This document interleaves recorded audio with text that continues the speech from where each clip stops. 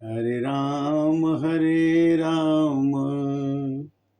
राम राम हरे हरे,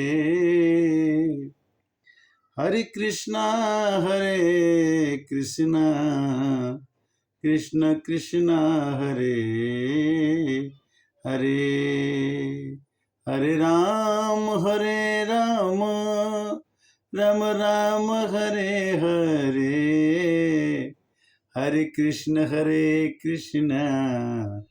कृष्ण कृष्ण हरे हरे, हरे राम राम राम हरे हरे, हरे कृष्णा कृष्ण कृष्ण हरे हरे। कलयुग में हमें भगवान के नाम की चर्चा करना चाहिए, सुनना चाहिए, सुनाना चाहिए। आज का भाग है मानस ज्ञान भाग 270। मानस रोग हमारे को कितना दुखदाई है और मानस रोग से हम कैसे बचें, इसके बारे में हम चर्चा। रामचरितमानस का उत्तरकांड में जो पाई आती है कि मानस रोग कहूँ समुझाई, तुम सर्वज्ञ कृपा अधिकाई। मानस रोग की चर्चा करने के लिए काकभूषण जी ने कहा कैसे कि तात सुनहु सा दरयति प्रीति, मैं संक्षेप कहूं यह नीति। मानस रोग क्या है? मन के भावों के कारण से ही रोग उत्पन्न हो जाते हैं। मनुष्य के अंदर अगर मन में प्रेम नहीं है, क्रोध है, ईर्ष्या है, दुराव है, 14 तरह की तकलीफें हैं, वासनाएं हैं जो हमारे मन को दूषित करती हैं और उनसे तरह तरह के रोग उत्पन्न होते हैं। मानस में चर्चा आई है, उसको सुनिए कि नरतन सम नहीं कौन उदेहि, जीव चराचर जाचत तेहि। मनुष्य के शरीर मिलने के बाद यह हमारा जीवन नर समान जो मिला हुआ है, जीव तो बहुत हैं, गाय है, भैंस है, चिड़िया है, कई तरह के जीव हैं, किंतु मनुष्य का नर के समान जो शरीर मिल गया, ये इसके समान कोई देह नहीं है। देह मतलब शरीर धरने को हमको मिला है शरीर। इसको जीव जो है हमेशा मरने के बाद, गाय भी चाहती है कि हम आदमी बन जाते हैं, हाथी भी चाहती है कि हम आदमी बन जाते, देवता भी चाहते हैं कि हम आदमी बन जाते, चाहते हैं। जीव चराचर जाचत तेहि, पूरा चराचर जीव जो है इसको चाहता। असो तनु धरी हरि भजहीन जे नर, होहि बिसरत मंद मंद तर। हम विषयों में, कामनाओं में, इच्छाओं में उतर जाते हैं और उसी में लीन हो जाते हैं और हम कहते हैं कि बड़ा आनंद आ रहा है। मनुष्य का शरीर धरने के बाद जो आदमी भगवान का भजन न करे, अपने इष्ट की उपासना न करे, सुबह शाम दोपहर तीन त्रिकाल संध्या न करे, याद न करे भगवान को, तो उसे क्या होगा कि कांच किरीच बदले तेले ही, अकरिते डारी परस मणि देही। हमारे हाथ में पारस मणि है, हम अपने शरीर को एकदम उत्तम बना सकते हैं। पारसमणि करती क्या है? पारसमणि क्या करती है कि किसी भी चीज को, सोने को छू देगी, पत्थर को छू देगी तो सोना बन जाएगा। तो मनुष्य को राम का नाम भजने से वो संत की पदवी बनाता है और संत जो है दूसरे को भी संत बना देता है। यही पारसमणि है। हम क्या करते हैं कि हम छोटी छोटी खुशियों में अपने जीवन को बिता देते हैं कि भगवान का नाम नहीं जप पाते। कांच किरीच बदले तेले ही, हम विषय वासनाओं में फंस जाते हैं और अपने जीवन में पारसमणि भगवान की भक्ति करने से तो सब कुछ मिल जाता है। अर्थ धर्म काम मोक्ष सब मिल जाएगा। नहीं दलिद्र सम दुख जग माही, असंत मिलन सम सुख कछु नाही। संत के मिलने के समान दुनिया में कोई सुख नहीं है, और दरिद्रता के समान कोई दुख नहीं है। तो दरिद्रता मतलब दरिद्रता नहीं खाने पीने की नहीं, जो आदमी भगवान का नाम नहीं जपता है, धर्म से नहीं जुड़ता है, वो दरिद्र है। अपर उपकार बचन मन काया, संत सहज स्वभाव खगराया। कहते हैं कि देखिए, संत का स्वभाव है कि पर मन से, वचन से और वाणी से दूसरे का उपकार करता है, उसे संत का। संत की परिभाषा क्या है कि तन से, मन से, धन से दूसरे का उपकार करता है, उसे हम संत की परिभाषा कहते हैं रामायण के हिसाब से। संत क्यों कहते हैं संत को? कि संत सहहि दुख परहित लागी, अपर दुख हेतु असंत है भागी। संत जो है दूसरे को सुख देने के लिए जिंदा रहता है, असंत जो है दूसरे को दुख देने के लिए जिंदा रहता है। इसका मतलब क्या हुआ कि एक बार एक साधु जी गंगा जी में स्नान कर रहे थे, बिच्छू तैर रहा था, बिच्छू को उन्होंने बाहर निकाला, बिच्छू ने डंक मार दिया, फिर निकाला, फिर डंक मारा। 3-4 बार बिच्छू के डंक मारने के बाद संत ने उस बिच्छू को बाहर निकाल के रख दिया। और असंत आदमी क्या करता है कि अपने को तकलीफ दे करके भी, अपने को कष्ट दे करके भी, अपने पड़ोसी को, अपने से लोगों को जिसको दुख देना चाहते हैं उसको देना चाहते हैं। भोरज तरु सम संत कृपाला, अपरहित नीति सह विपत विशाला।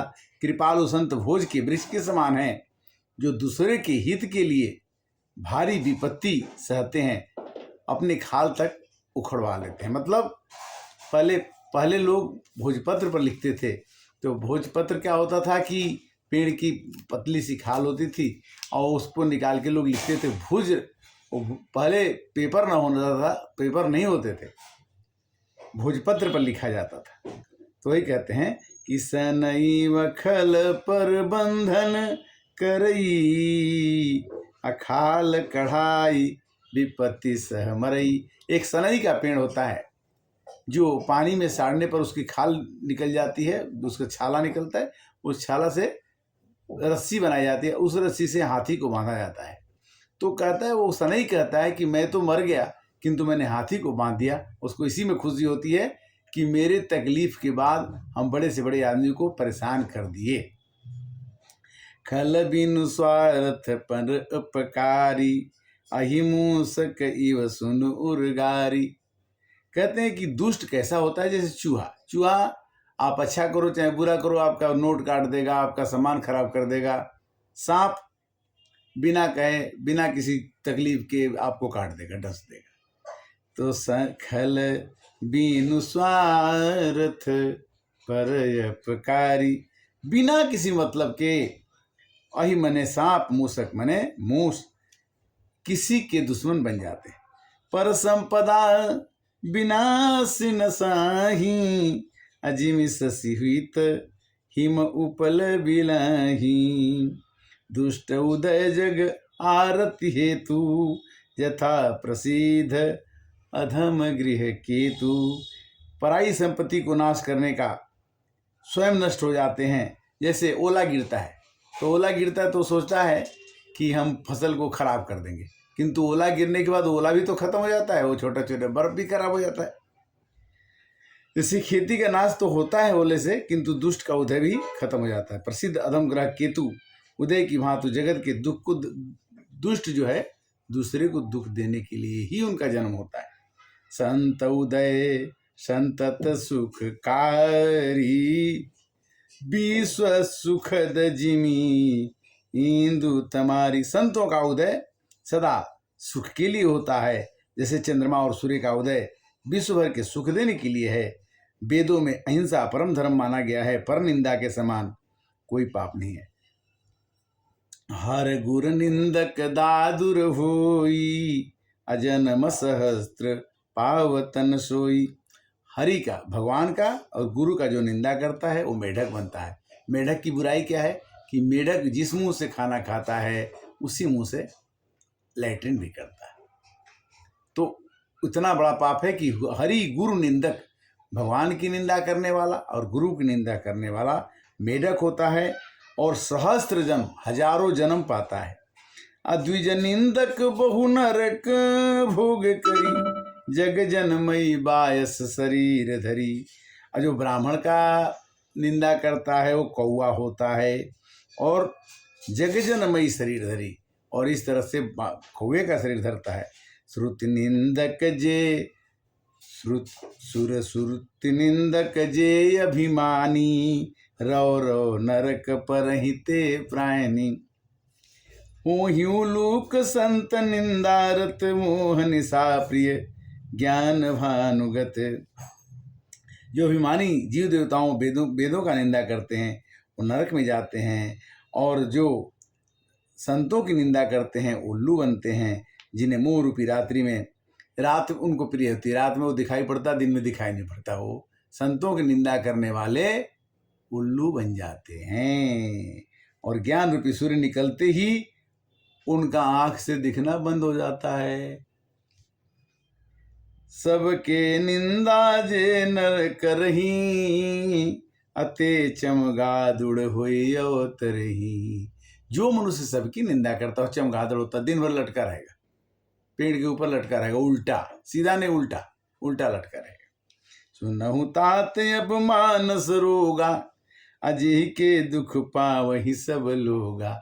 मानस रोग क्या है कि मोह सकल व्याधि न कर मूला, तिन्हते पुनि उप जहि बहुसूला। मोह से बहुत व्याधियां उत्पन्न होती हैं।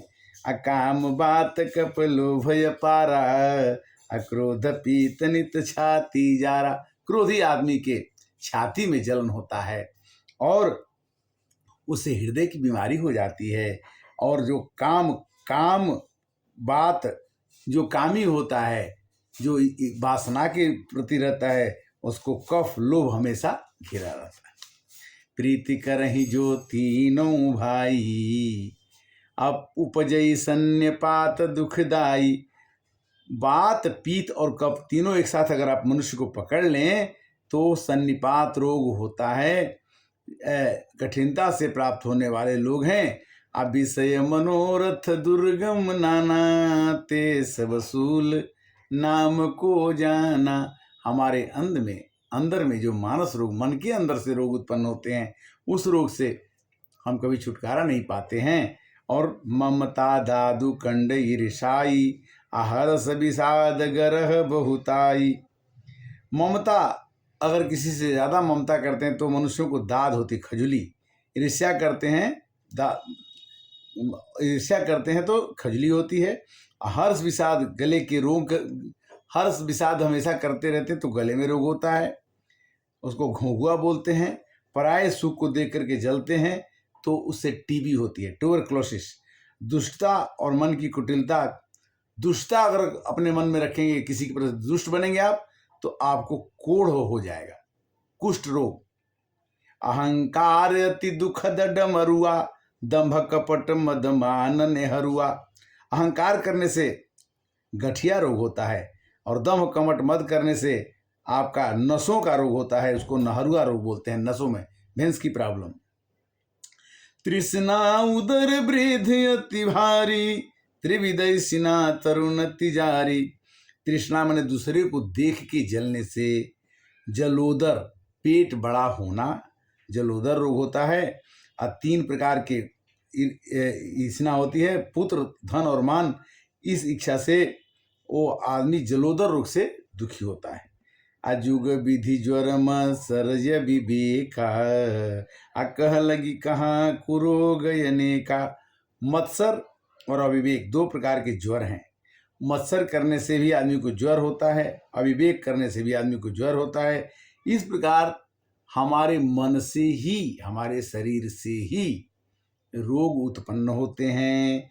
और भगवान कहते हैं कि अगर रोगों से बचना है तो कल युग केवल नाम आधारा, असुमिरी सुमिरी नर उतरहि पारा। कलयुग में भगवान का नाम लीजिए और पार उतर जाइए, कोई रोग आपको नहीं होगा। और क्या कहते हैं कि राम कृपाना सही सब रोगा, जो यही भांति बने संजोगा। राम की कृपा से सभी रोग नाश हो जाते हैं, दब जाते हैं, खत्म हो जाते हैं। राम का नाम लेना तो सीख जाइए। मानस रोग आपको कभी नहीं सताएगा, किंतु अगर आपके अंदर मानस रोग घुस गया तो कितनी भी दवाई करेंगे तो बिना भगवान की कृपा से वो रोग आपको नहीं छोड़ेगा। सदगुरु वैद बचन विश्वासा, संयम यहन विषय के आशा। रघुपति भगति सजीवन मूरी, अनुपान श्रद्धापति पूरी। अगर भगवान के चरणों में आपकी श्रद्धा पूरी हो जाती है तो यही विधि भले ही सुरोग नसाही, नाही तजतन कोटि नहीं जाही। भगवान के नाम जपने से हो सकता है कि आपके कष्ट दूर हो जाएं। इस तरह से आज की कथा का विश्राम यहाँ, और 270 के बाद 271 में मानस ज्ञान यूट्यूब के माध्यम से आप सुन रहे हैं। और आपकी कृपा से, आपके आशीर्वाद से मनुष्य जो है, हम कुछ नहीं कर रहे हैं, कराने वाले को धन्यवाद, सृष्टि रचने वाले को धन्यवाद कि हमारे मन में इस तरह की उन्होंने भाषा, विचार कहीं ना कहीं से वो देते हैं, जिसको मैं कभी न कभी 10 मिनट 5 मिनट आपके साथ चर्चा करते हैं। और इससे अगर आपको कुछ फायदा हो जाए तो हमारा जीवन सफल हो जाएगा। और सनातन धर्म का प्रचार प्रसार करने में हमारी अगर थोड़ी भी भूमिका हो जाएगी तो जीवन धन्य मानूंगा। और आप इसे जरूर सुने, दूसरे को सुनाएं। हरे कृष्णा कृष्णा कृष्णा हरे हरे, हरे राम राम राम हरे हरे। हरे कृष्णा।